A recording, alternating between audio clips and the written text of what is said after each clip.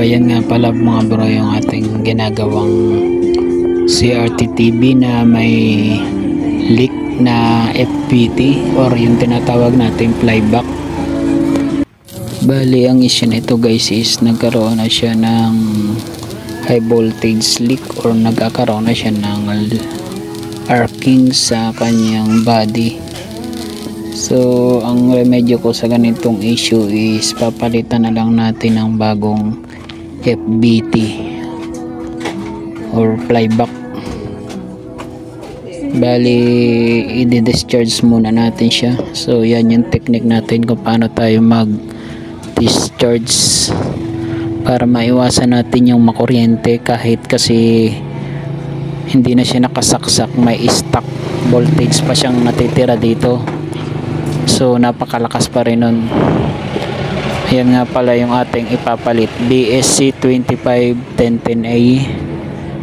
Bali papalitan natin siya ng bagong flyback. Isinama ko na rin pala ditong palitan yung kanyang CRT socket dahil napapansin ko na meron na rin siyang corrosion.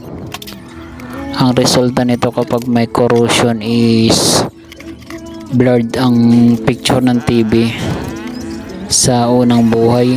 Minsan mga 5 to 10 minutes yan bago magliwanag or bumalik sa normal, kaya papalitan na natin ng bagong CRT socket.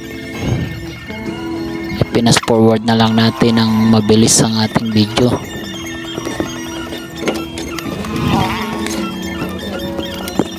So tatanggalin natin itong kanyang stock flyback, papalitan siya natin ng bago. Kasi guys, kapag hindi natin siya pinalitan, nilagyan lang natin siya ng electrical tape or mga adhesive, pwede pa rin siyang masira dahil sa lakas ng high voltage na dumadaloy dito. Kaya mas maganda kung palitan na lang natin ng bago para maiwasan natin ang back job. So ayan yung ipapalit natin.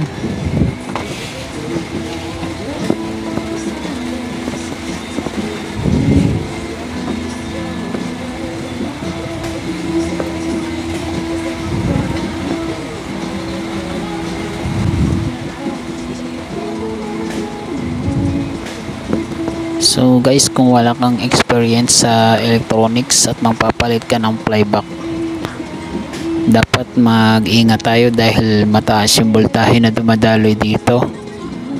More or less ata 15,000 volts yung pumapasok dito sa flyback natin, kaya napakadelikado nito kung wala tayong kaalaman. So ayan, ibabalik na natin yung anode cap and then testingin natin.